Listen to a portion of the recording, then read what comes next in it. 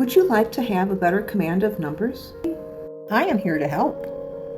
Do you suffer with math anxiety? Are you the parent of a student who is struggling? Is your child a good student but uncomfortable with math? Are you comfortable with numbers? Do you know how to calculate percentages? Do you know how to read a graph? Do you have an understanding of basic concepts and operations? Do you break into a sweat just thinking about things numerical when with business colleagues? Do you get sweaty just thinking about numbers? Are you feeling nervous? These sessions will be beneficial. Enjoy them in the privacy of your own home or office. Brush up on your math. It will be fun. I am focusing on math skills that should be mastered in high school. It's easy to forget the rules if you haven't been in the classroom. Math is like a language. And like any language, one tends to get rusty if you're not using it every day. I will be making it interesting and entertaining. Numbers can be fascinating. We will have some fun with numbers. I will be revealing some math tricks and tips that will get you thinking about numbers in new ways.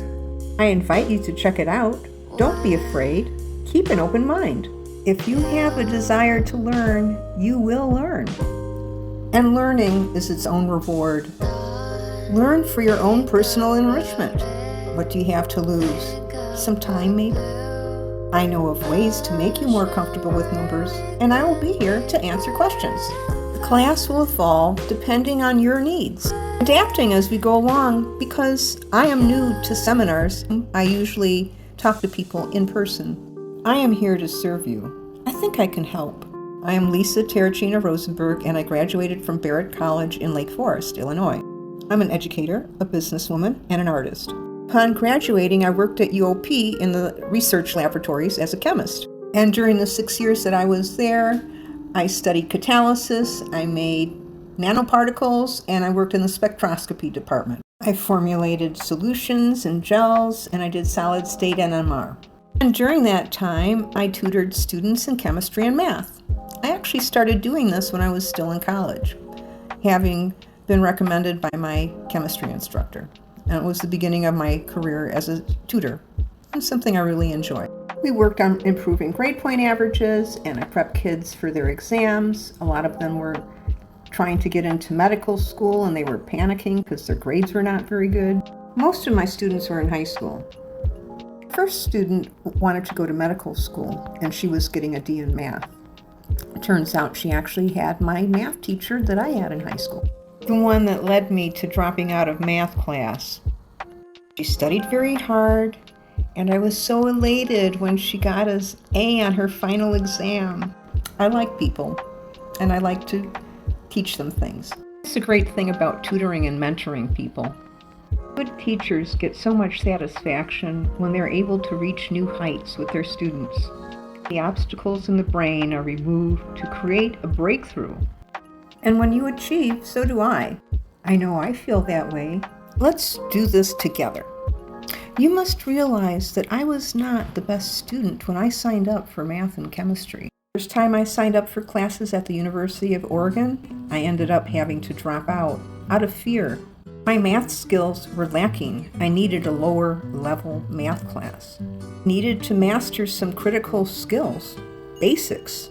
And at Barrett College, even though my intention was to be an art student, I signed up for calculus, trigonometry, and chemistry. I was studying ceramics, and I thought that mastering those topics would set me apart as an artist or a future employee, but I wasn't doing well. 4 weeks into my calculus and chemistry class, I felt like I was failing. I started to panic. I had a sinking feeling. I wasn't understanding anything, and a test was coming up. Oh, but I was lucky. I had caring teachers who responded to me when I expressed the fear that was in my heart. They comforted me and gave me help. I love my school and my teachers. My teachers were my angels. I wanted good grades, and so I studied hard, and I achieved it. I really surprised myself when I got the best grade in the class. Then I ended up getting A's in everything, and I didn't even know I could do that. And in my class was a group of immigrant girls that were being sponsored by Barrett College from Vietnam. They were the Vietnam Boat people. They didn't speak any English and they were afraid to ask questions. And me, on the other hand, I raised my hand because I'm bold, especially if I've studied hard. When it comes to math and you're struggling, you should not be afraid to ask questions. Sometimes the best thing to do is to slow down. In my opinion, that is what the teacher is for, to help you, to be there for you, and to help you break through the problems. But you also have to do your part. You have to try and study a little bit and give it a little bit of a commitment. Anyway, that wasn't the issue with my math teacher. She was a wonderful person, but these girls were timid, and they began to rely on me to ask all the questions that they had, and I was happy to do it. Despite having language limitations, these girls were ruthless when it came to their sciences and math classes. Their grades were everything. And because my professors noticed that I was assisting others, they invited me to help out in the Math Anxiety Lab. And that was a place where students could go to do their homework, and there would be teachers available and assistants like myself to help out. And it also benefited me because it gave me practice, and also I had teachers there to help me out if I had a question. And it's a really great collaborative environment to be in. Collaboration is so important in learning. Great practice when you're trying to master a skill. I just want you to know that I understand what you're going through if you're feeling lost. I know what it's like to feel like you don't understand anything. I know what it's like to be gripped by fear. It's not very nice. I hope to ease your pain. I want you to start off by trying to relax. Take a few deep breaths. Have you ever done yoga? I've been doing it since I was 16. Here's the first thing you will learn. Breathe. Breathe. In, out. In, out. Take a deep breath in and a deep breath out. Breathe. It'll help you relax. When you breathe deeply, the heart slows down. You feel less anxious. You're able to relax. It's a better way to learn. Slow, deep breaths brings oxygen to your blood that circulates all over your body, including your brain.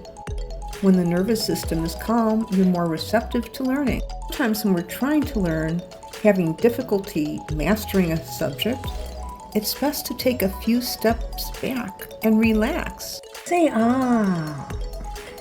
It's a good thing about the seminars I plan on delivering. They will have true value, even if you do not intend to study math. You might learn something else. Maybe you know a student or person that could benefit from my seminars. Please invite them. I welcome everybody. Share. You can help me spread the word. As I embark on my new journey, I am sure there will be golden nuggets that you can share and apply to some other area of expertise. And I hope to make this seminar be free or by donation, because I want to be able to empower others, especially those that do not have the resources. This is so important, especially today. I feel so bad for the students this year. I'll give you a taste of what to expect. Sessions will be designed so that you will have fun with numbers. Yes, fun. I will do my best to make it interesting and entertaining.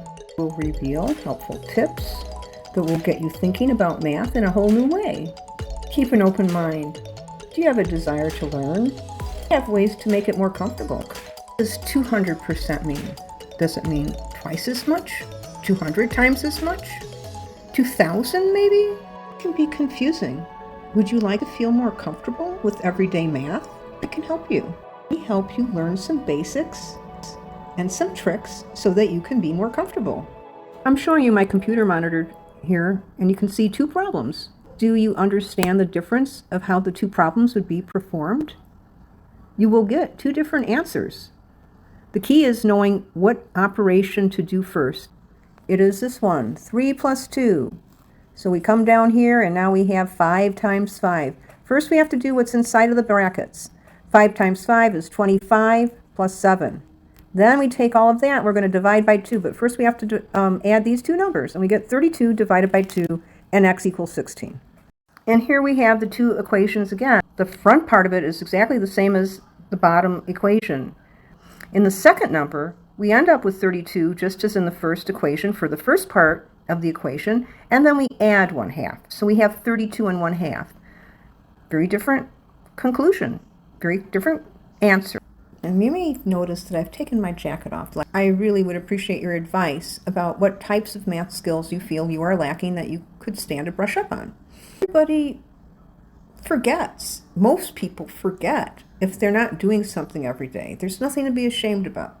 So we can work on this together, and it could be a lot of fun. And I get a lot of personal satisfaction out of helping others.